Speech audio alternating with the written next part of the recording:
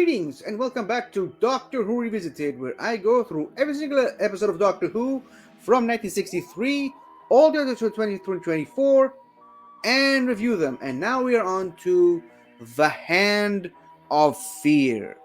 Eldrad must live. Okay, first of all, Doctor Who episode names starting to get that whole double meaning that the modern series is more famous for, and certainly on Big Finish. So instead of someone ruling with a mighty iron fist or the hand of terror or whatever, it's a literal hand that strikes fear into the hearts of people.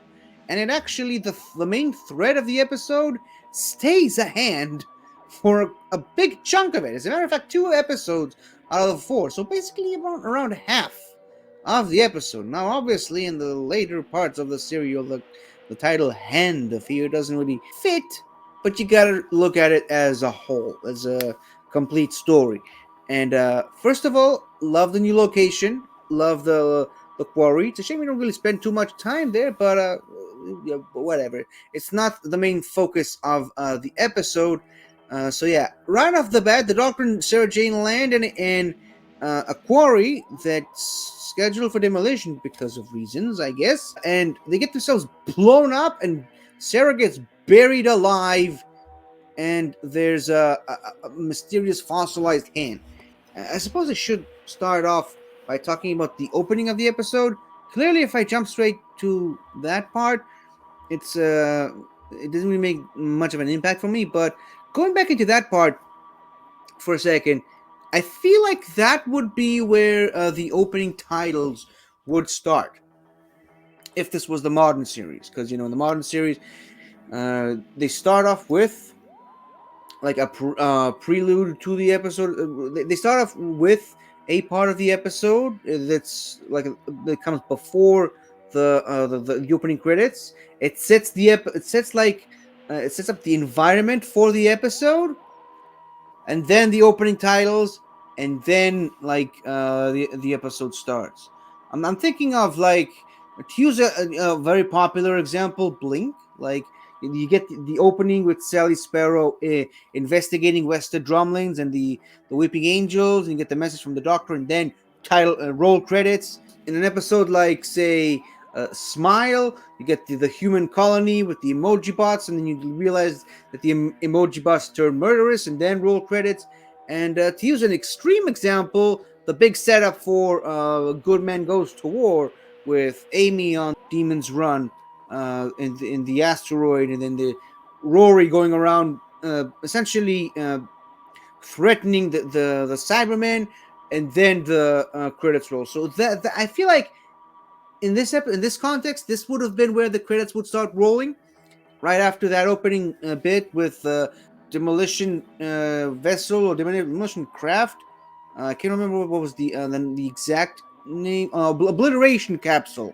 I think that's what it was called. Yeah. So one guy already dies, and the other one desperately tries to complete the mission of obliterating this ship. We don't know why yet. We just know that they're executing a traitor, and there's a chance he might survive. And then, obviously, millions of years later, he resurfaces again. I feel like this would have been a really good part to have, like, a title card that says 150 million years later. It's kind of weird. I don't think the classic series ever did that. The modern series, of course, does that a lot, but I guess that's just how the TV show was made back then. They didn't really do those types of title cards as much. But it's a good setup, I guess. The design of the planet and the people in the robes, which we still don't really see much, I think it's okay. But I think the meat of this episode takes place on Earth, with Sarah Jane now being possessed by the spirit of a severed hand, forcing her to knock people out with a magic ring. Have you the wind? And chanting "Eldrad must live, Eldrad must live." And this is something I think that Doctor Who does so good. So good. Doctor Who and Star Wars are two franchises that are infamous for one-line catchphrases that you instantly remember. Not only because they're good, but also because they're very clever in how they do it. It's just, repetition. Just you make a phrase important to the plot and then just repeat it over and over again several times until it catches on, and then people just run with it. Like, exterminate, or I am the master and you will obey me. Don't blink, blink and you're dead. That type of stuff, it really sticks in your head. So that's why, going into the Star Wars example, which by the way, is still about 6 months away from when this episode originally aired, but in Star Wars you get phrases like, may the force be with you, I have a bad feeling about this. Going into some more recent stuff, this is the way. Again, like, keep repeating the same thing and making it important to the plot, and it works. It catches on. People remember it, and now we have people chanting Eldred must live before they even know who Eldred is, before you even know why he must live, why they tried to kill him in the first place. I love that. That is a great way of the show and the showrunners engaging with the audience. So yeah, I think that was really great. Look at me. Look at this episode. I just spent a couple minutes just talking about the chant Eldred must live. And then we still got so much of episode still left to cover. So yeah, the nuclear power plant, it's not something we haven't seen before in Doctor Who. It was something we're going to see again. But yeah, I feel like just, these nuclear settings are just, they make perfect settings for Doctor Who episodes because of how nuclear energy was so prominent and prevalent back then, and the dangers of nuclear radiation and stuff. Again, like I said, this only helps make these episodes, or rather these settings in Doctor Who episodes, that much more effective, and I like that. And now the head of the project, the director of the plant, I guess, Mr. Watson, and not to be confused with the Mr. Watson, this Mr. Watson kind of comes off as a bit of a douche at first, like bossing people around, not trusting the Doctor, not believing anybody. He wants the situation shut down and closed as soon as possible without having to answer too many questions. And then he slowly starts to mellow as soon as he realizes that there's some danger, there's legitimate danger to his plant. And then he sort of, your opinion of him sort of slightly changes when he dismisses everyone, including that woman. And he's like, he basically he tries to protect her by ordering her to leave, and essentially being the only one left standing in that room. And if that didn't convince you enough, guess what he does later? He picks up the phone and he calls his wife and he talks to his child, and it's like, oh my god, I didn't like you as much at first, but now I'm actually starting to get attached to this guy. And I think it does that better than a lot of other generic one-off human characters in Doctor Who. I think I talked about in the previous episode of how Mask of Mandragora, I could not get attached to any of the human characters in that episode. This one just won me over with a phone call, of all things. And again, going back to the modern series, it kind of made me reminiscent of The Woman Who Fell to Earth, Jodie Whittaker's first episode, where you reach that construction site, and there's the construction guy that Tim Shaw was after the entire episode. He can go to hell. But then there's the security guard, and he's talking to his grandchildren, and he's sorry that he couldn't be there for the holidays. And you really feel for this guy, and you're like, no, please don't die, and then he kills him. The ratio between the generic one-off side characters that are only there for just one episode. The construction guy was there for another episode, but we didn't really talk about that too much. But these characters that only show up for one episode, and they make you feel something when they die, because of course they're all red shirts in the end. They're all there just to die, just to get some emotional response from the audience, just to show how bad the villains are. But some are clearly better than others, and so the entire episode, because of that one phone call, you're now worried for this guy, or you want this guy to make it back home to his wife, and you get nervous when he tries to shoot Eldred with his gun. But thankfully he makes it out. Got a lot of explaining to do, obviously, but I mean, at least he can go back and hug his children again and kiss his wife, and that's really what life itself is all about. I think going back into Sarah Jane for a bit, I think Elizabeth Sladen shines in this episode. I mean, she shines in pretty much every episode, almost every episode, but in this episode specifically, she plays the part of the a possessed, hypnotized minion. She does that to perfection. She's great. And I know that there's that one moment where after it's all over, the doctor just zip, pulls her back in, and she's able to switch back into that mode instantly, as if without missing a beat. And then she even kind of takes a bit of a jab at the doctor by pretending to be in that state again, just to get a reaction from him. And later in the episode, where the doctor tells her to stay behind, and the Watson's like grabs her, is like, no, you should do what he says, and she's like, yes, you're right, I probably should, but I'm not going to, and she runs off after the doctor, and just the combination of the doctor and Sarah Jane is priceless. And I said that a billion times already. I'll say it again. She's my all-time favorite companion, and not just because they brought her back in the modern series, because she's legitimately the best. Like, she just clicks with the doctor, and she just has great chemistry with any doctor. Like, she's got great chemistry, obviously, with Pertwee and with Tom Baker. She's got amazing chemistry with David Tennant, and even with Matt Smith, and even when she briefly meets the Richard Hurdle First Doctor, and Patrick Troughton, and Peter Davison in the Five Doctors. She works. She just worked with any doctor, and I just love it. It's a joy to watch. I think it's one of my favorite doctor and companion combinations, and I love it. It's great, and I love the way the doctor slowly tries to work things out in this episode. The doctor really does that very well, and he does that especially in this episode.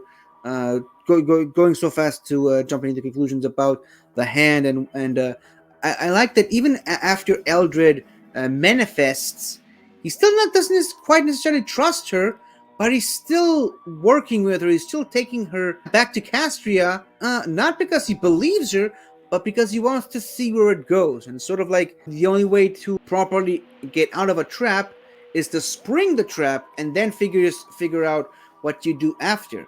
And I like that approach with the Doctor. It's an approach that he uses a lot in a lot of episodes, especially this Doctor. But let's talk about Eldred. Eldred must live, apparently, and Eldred's just a really good villain. Like, I mean, even as a hand, he's terrifying. First of all, the way the hand moves and just absorbs radiation to heal itself, and it's controlling people. And again, it's a severed hand. It doesn't have a body. It doesn't really have much of a consciousness. And look how threatening it is as a hand. Like, controlling people, it gets people to try and kill the Doctor, getting people to try and kill each other, kill themselves, and he is willing to sacrifice anyone just to get his body back. And even the missiles from the airstrike didn't phase him. In fact, that was the last thing he/she needed to manifest their body again. And first of all, the costume on the female Eldred, the costume looks amazing. Of course, yeah, it's kind of goofy at parts, and you can kind of see where the collar kind of slips, and you can really kind of tell where the flaws of this costume are. But I just really love the combination of just all these crystals on the bodysuit, plus the little makeup on the face makeup, and with all the crystals on the face that extend to this big one gigantic crystal on the head, which I can only assume is a Castrian's brain. I can only guess at that. But yeah, I think female Eldred looks great. Really does help that they got a very attractive actress to pull off that amazing costume. And then you get the male Eldred, the proper form of Eldred, how a Castrian is supposed to look like.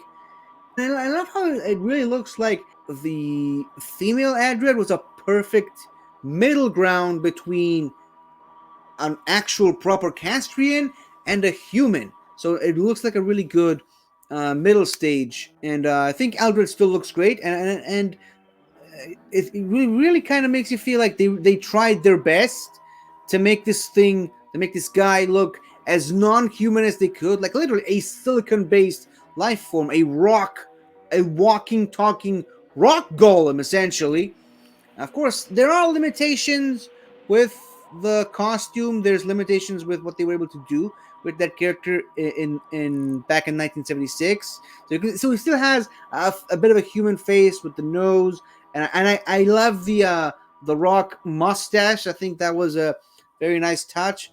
But like I said, there's limitations. You can clearly see he's got human hands and human fingers. So just imagine what they would do with the if they had today's show's budget back then. But yeah, so the story itself, I think the story of Eldred, the origin story, the backstory is, I think, is handled brilliantly, and I love that the use of the misdirect, the misinformation of the Eldred saying one thing when in reality it's another, and the Doctor, of course, doesn't buy Eldred's version of the story right away. That's why he's taking Eldred back to Castria to work it out, to figure out what the truth is.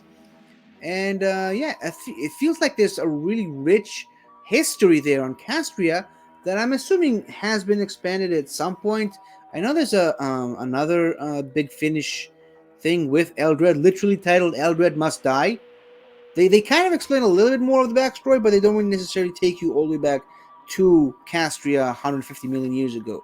That's a place I think I'd like to visit in a Doctor Who story, unless of course it already has been done. These are all the stuff I like about the episode itself, but we're going to reserve the last couple of minutes of this review for obvious reasons for what happens at the end. Which, first of all, like I said, I think it's really Sarah Jane's story, and she really shines in it. But that being said, I think it's all there just to set it up. They're really putting an emphasis on how great the Doctor and Sarah Jane work together because they knew that it was Liz Sladen's final episode. Because she didn't renew her contract. I don't remember the exact specifics of the deal. I read it in a Doctor Who magazine story article at one point, but yeah. So they originally wanted her to be killed off in the episode, and I think it was either Philip Hinchcliffe or Robert Holmes said that no way you're doing that to my Sarah Jane. The alternative route that they took with the character didn't really fit well with Tom Baker and Elizabeth Sladen, so they kind of came up with her departure on their own. Tom Baker and Elizabeth Sladen kind of came up with their own version of how Sarah Jane leaves, and that was the final version that we saw in the episode. But basically, rightfully so, after being, treated like a rag doll for pretty much the entire episode. First of all, she got herself blown up and buried alive. That's for starters. She was brainwashed and hypnotized by a hand, forced to do horrible things, shoved in a radiation chamber, and just everything she went through in the final part, having to drag the body of female Eldred all the way to the thing. She almost fell into an abyss, and like she went through so much. She almost got herself blown up when they entered the booby trap door, and the booby trap with the gas thing. She barely got a chance to take her breath. So naturally she's upset. She's dreaming of the old days where she could just be home. And remember, I think a couple of episodes ago, the Doctor was going to bring her home anyway. That's what they were trying to do at the beginning of the episode, if I remember correctly. And the Doctor being the Doctor always gets sidetracked. So it's natural that she's furious and wants to leave the Doctor all of a sudden. And then things take another turn, and the Doctor gets a call from Gallifrey, which of course sets up the next story, which I love when Doctor Who stories do that, especially in the classic series.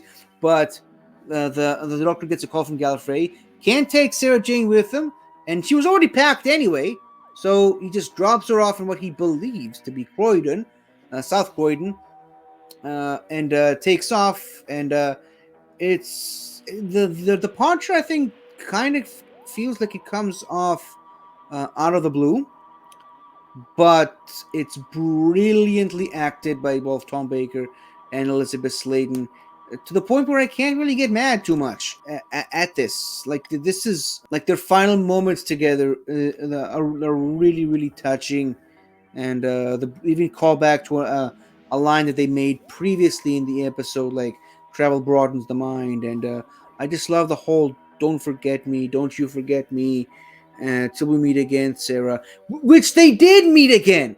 I don't know if that was the reason why Russell T decided to bring her back, but I mean, it's just it was all it's like it was made in heaven.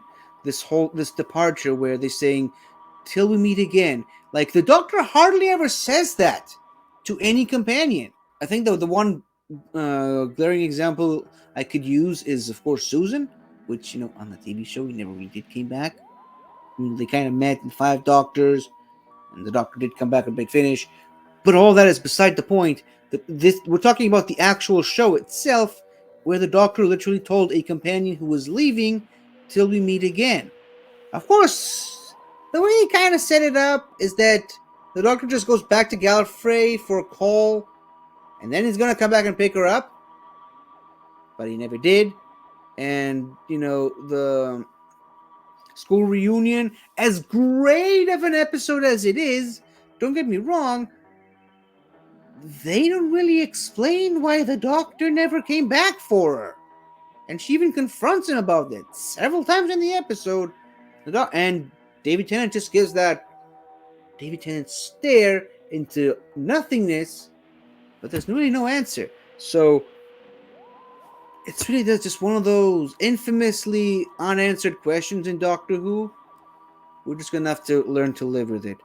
But yeah, so next episode is The Deadly Assassin. One of my favorites. I keep saying this, but the Tom Baker episodes generally range from all-time greats to... And the next one is definitely one of the all-time greats, but this one is in the upper echelon of Tom Baker stories. It's not great, but it's really, really good. And I really love the design of the monsters in this episode, and the world building. There's some great world building and even some great sets with the mid 1970s budget. But yeah, that's my mom. These are my thoughts on this episode. Let me know what you think about it, and can't wait to talk about Deadly Assassin, because it's the episode where we finally get to see Gallifrey in all its glory. And there's some really cool stuff that I can't say it because it's just part of the next review. So I'm just gonna shut up now and end the review so I can get it on to talking about the Deadly Assassin, which I love. And yeah, that's how I leave you. So thank you all for watching, and until the next one, everybody, Eldrad must live! Hi there! Thank you for watching the video. And if you enjoyed it, don't forget to like, comment, subscribe, and tell your friends. I'll see you next time.